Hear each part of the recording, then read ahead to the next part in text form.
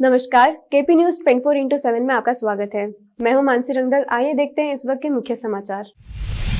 KP news 24x7 के managing director Mohammad Ayaz Khan ने vaccine का दूसरा डोज लिया। लोगों से की वैक्सीन लगवाने की अपील। गुलबर्गा में अजीम प्रेमजी फाउंडेशन द्वारा राशन किट का किया गया वितरण। वैक्सीनेशन को बढ़ावा देने के लिए मध्य प्रदेश पुलिस ने निकाला नायाब तरीका। लोगों के सीने पर 2 अलग अलग तख्तियां लगाकर पुलिस वैक्सीनेशन को लेकर कर रही है प्रेरित। आज लगने वाला सूर्य ग्रहण बेहद खास। आसमान में दिखेगा आग का छल्ला। बिना प्रोटेक्शन के इसे देखने से आंखों को पहुंचेगा नुकसान। संयुक्त राष्ट्र के ब्यूरोक्रेसी की कमान भारतीय अधिकारी के हाथ में। नागराज नायडू को मिली बड़ी जिम्मेदारी। इमरान खान की पार्टी की महिला नेता ने लाइव टीवी शो में सांसद को मारा थप्पड़। वीडियो हुआ वायरल।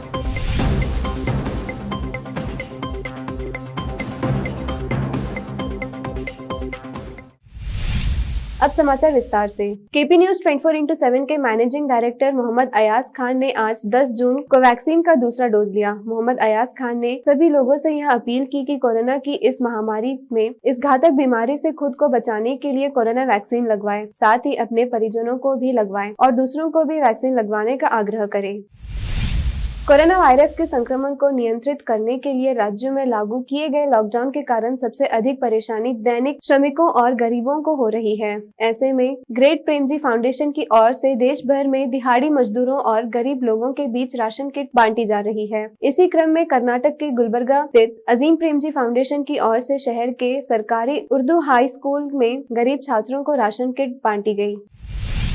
मध्य प्रदेश के टीकमगढ़ में वैक्सीनेशन को जागरूक करने का पुलिस का अलग अंदाज। लोगों के सीने पर 2 अलग अलग तख्तियां लगाकर पुलिस वैक्सीनेशन को लेकर प्रेरित कर रही है। जिसने वैक्सीनेशन कराया है उसके सीने पर देशभक्त का बैच लगाया जा रहा है और जिसने वैक्सीनेशन नहीं कराया है उसके सीने पर खतरे का पोस्टर लगाकर बता रही है। कोरोना का खतरा अभी टला नहीं है। अगर इस महामारी से बचना हो तो वैक्सीनेशन कराना भी बहुत जरूरी है। पृथ्वीपुर एसडीओपी ने लोगों को वैक्सीन लगाने के लिए जागरूक कर रहे हैं।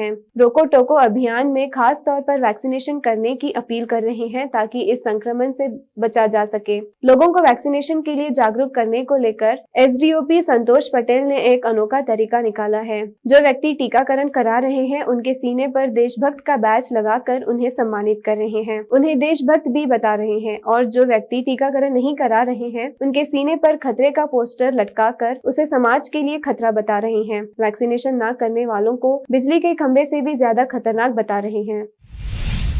आज 10 जून को इस साल का पहला सूर्य ग्रहण लग रहा है। सूर्य ग्रहण के दौरान चंद्रमा सूर्य के लगभग 97% हिस्से को कवर करेगा। यह ग्रहण एक रिंग ऑफ फायर या बलायाकार सूर्य ग्रहण होगा, यानी ग्रहण के समय दुनिया के कुछ हिस्सों में रिंग ऑफ फायर बनती हुई नजर आएगी। ये नजारा बेहद अद्भुत होगा, लेकिन इस घटना को आई ग्लास के प्रोटेक्शन के बिना आसमान में भूल कर भी देखने की कोशिश नहीं करें, क्योंकि सूर्य ग्रहण आज शनि जयंती और वट सावित्री व्रत के दिन लग रहा है, जिससे इस ग्रहण का धार्मिक महत्व अधिक बढ़ गया है। इसके साथ ही 15 दिन के कम समय के अंदर आज इस साल का दूसरा ग्रहण लग रहा है। इससे पहले 26 मई को इस साल का पहला चंद्र ग्रहण लग चुका है। बिना प्रोटेक्शन के इसे देखने से आंखों को नुकसान पहुंचेगा। अगर आपके पास कोई आई प्रोटेक्शन उपलब्ध नहीं है तो आप इस नजारे को ऑनलाइन भी देख सकते हैं। यह सूर्य ग्रहण भारत में अरुणाचल प्रदेश और लद्दाख के कुछ हिस्सों से ही दिखाई देगा। अरुणाचल प्रदेश में दिबांग वन्य जीव अभ्यारण्य के पास से शाम लगभग 5:52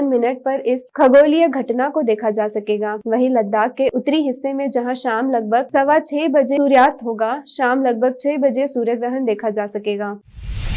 पंजाब कांग्रेस में पिछले काफी दिनों से चल रही कलह को खत्म करने के लिए बनाई गई कमेटी आज अपनी रिपोर्ट्स पार्टी अध्यक्ष सोनिया गांधी को सौंप सकती है। बता दें कि बुधवार को कमेटी ने कांग्रेस वार रूप में 2 बार बैठक की। इसके बाद तय किया गया कि सभी पार्टी कार्यकर्ताओं और मुख्यमंत्री अमरिंदर सिंह से बात करने के बाद जो निष्कर्ष निकला है उसकी जानकारी पार्टी आलाकमान को दे देनी चाहिए। बता दें कि पंजाब के मुख्यमंत्री अमरिंदर सिंह और नवजोत सिंह सिद्धू के झगड़े को खत्म करने के लिए कांग्रेस ने एक कमेटी का गठन किया था। सोनिया गांधी ने राज्यसभा में विपक्ष के नेता मल्लिकार्जुन खड़गे, कांग्रेस महासचिव और पंजाब प्रभारी हरीश रावत और दिल्ली प्रदेश कांग्रेस के वरिष्ठ नेता जेपी अग्रवाल को दोनों नेताओं से बात करने और उनके बीच चल रहे विवाद को जल्द से जल्द सुलझाने की जिम्मेदारी सौंपी थी। बता दें कि दोनों नेताओं के बीच चल रहे मतभेद को खत्म करने के लिए कमेटी ने 4 दिन में 100 से अधिक नेताओं से उनकी राय ली।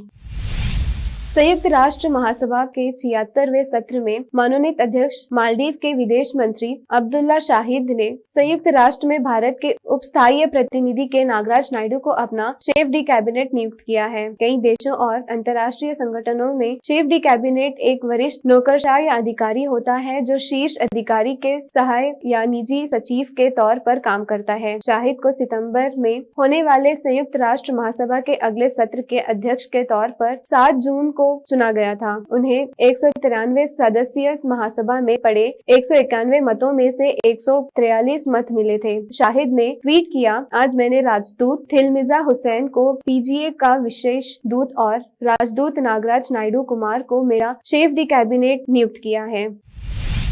उत्तर प्रदेश की योगी सरकार पर लगातार हमलावर रहने वाले समाजवादी पार्टी के राष्ट्रीय अध्यक्ष अखिलेश यादव ने गुरुवार को एक तंज भरा ट्वीट किया। इस ट्वीट में उन्होंने इशारों में यूपी की सत्ता केंद्र के हाथों में होने की बात कही है। अखिलेश यादव ने ट्वीट किया, उत्तर प्रदेश का ठहरा रथ भला कैसे हो गतिमान, पहिया धसा है यूपी में पर दिल्ली के हाथ लगाम। बता दें, कुछ दिन पहले ही अखिलेश ने इसी तरह इशारों में सरकार पर तंज किया था। उन्होंने लिखा था, कभी खुले आसमान पर वो लिख देते थे संदेश, अब किसी और के पते पर बंद लिफाफे आते हैं।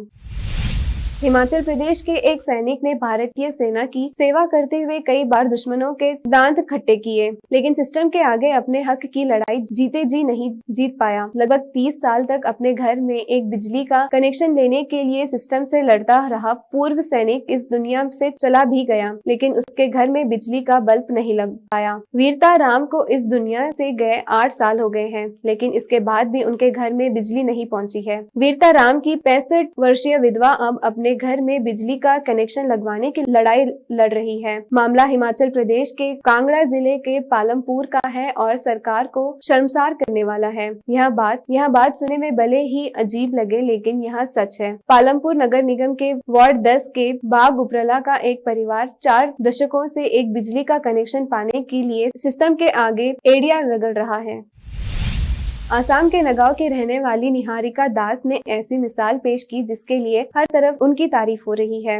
दरअसल निहारिका ने तब सबको हैरान कर दिया जब वह अपने कोरोना संक्रमित ससुर को पीठ पर उठाकर अस्पताल पहुंची। लोग निहारिका को आदर्श बहू बता रहे हैं। सोशल मीडिया पर निहारिका की तस्वीर के साथ लोगों ने लिखा, बहू हो तो निहारिका जैसी। निहारिका अपने कोरोना संक्रमित ससुर को पीठ पर लाद कर स्वास्थ्य केंद्र पहुंची थी। वह करीब 2 किलोमीटर तक पैदल चली, उसके बाद अस्पताल पहुंची। अब समय एक छोटे से ब्रेक का। देश और दुनिया भर की खबरों के लिए देखते रहिए आपका अपना टीवी चैनल केपी न्यूज़ 24/7।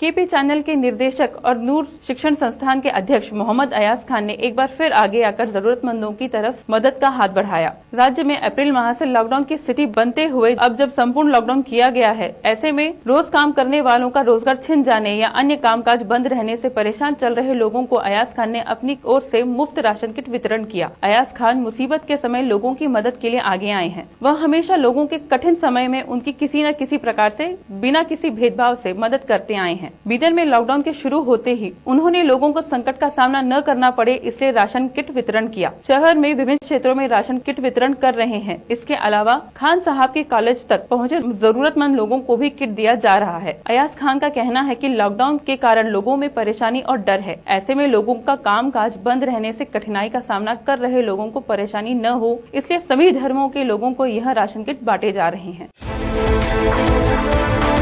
देश और दुनिया भर की खबरों के लिए देखते रहिए आपका अपना TV channel KP news 24/7।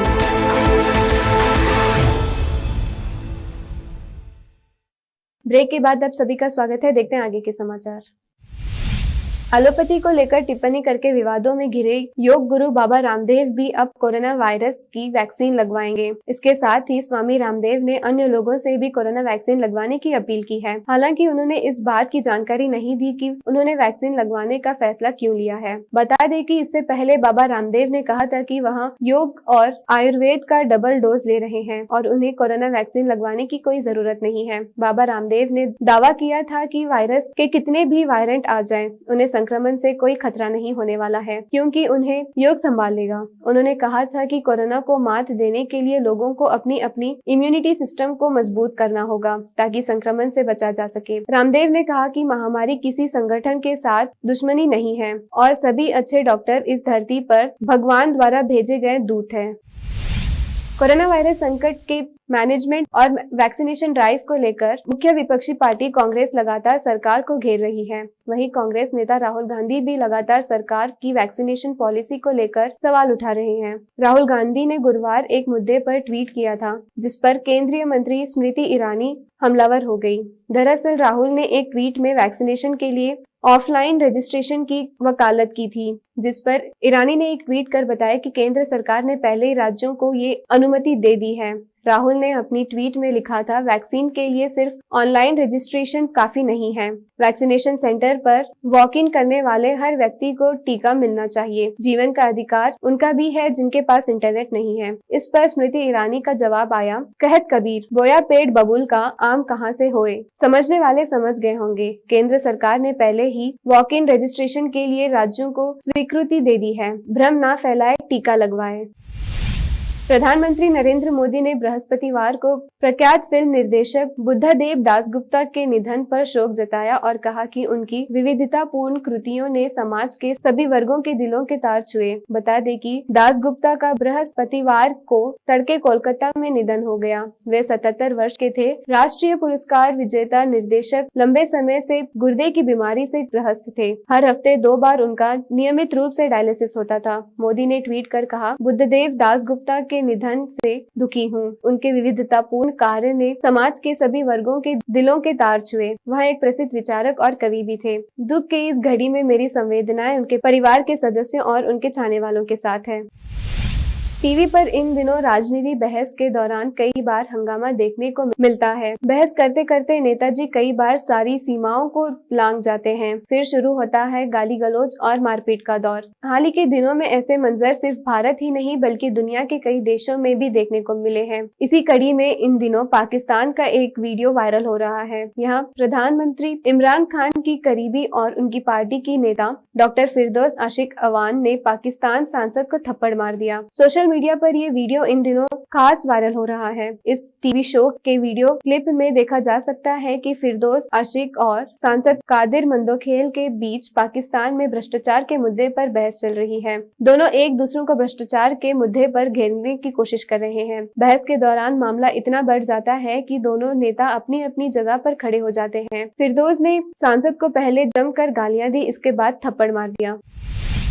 Bollywood अभिनेत्री उर्वशी रौटेला ने एक बार फिर अपने फाउंडेशन के जरिए उत्तराखंड कोविड मरीजों के लिए ऑक्सीजन कंसंट्रेटर दान किया है। बता दें कि उर्वशी रौटेला हरिद्वार उत्तराखंड की रहने वाली है और इससे पहले भी अभिनेत्री ने उत्तराखंड को 27 ऑक्सीजन कंसंट्रेटर डोनेट किए थे। उर्वशी रौटेला जितनी मशहूर अपने सोशल मीडिया पोस्ट और एक्टिंग को लेकर है, उतना ही बड़ा उनका दिल है। इस बात को उन्होंने फिर से साबित कर दिया है। उर्वशी रौटेला ने इससे पहले भी दिहाड़ी मजदूरों को राशन की सामग्री देकर उनकी मदद की थी। अभी तक अभिनेत्री ने कुल 47 ऑक्सीजन कंसंट्रेटर डोनेट किए हैं, जो कि 2 करोड़ 33 लाख रुपए की है। मुंबई में भी उन्होंने ताउते तूफान में गरीब लोगों को खाना भी मुहैया करवाया था। साथ ही उन्होंने अपने इंटरनेशनल प्रोजेक्ट वारसाचे बेबी एल्बम सॉन्ग की कमाई को भी इंडिया कोविड रिलीफ फंड और प्लेस्टाइन सोसाइटी को दिया है।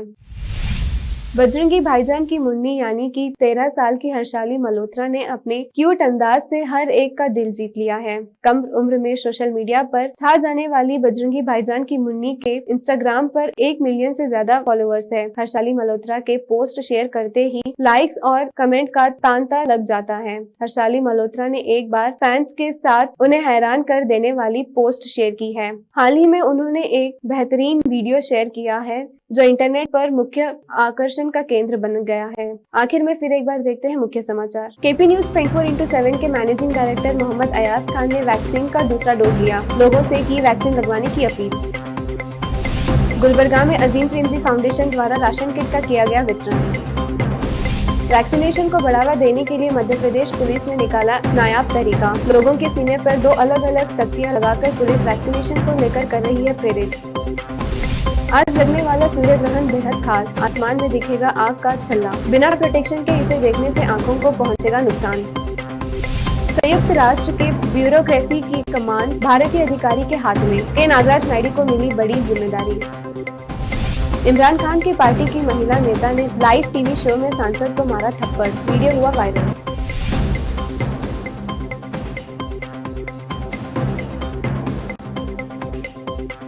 केपी न्यूज में फिलहाल इतना ही। देश प्रदेश के समाचारों के लिए देखते रहिए केपी न्यूज 24/7। धन्यवाद।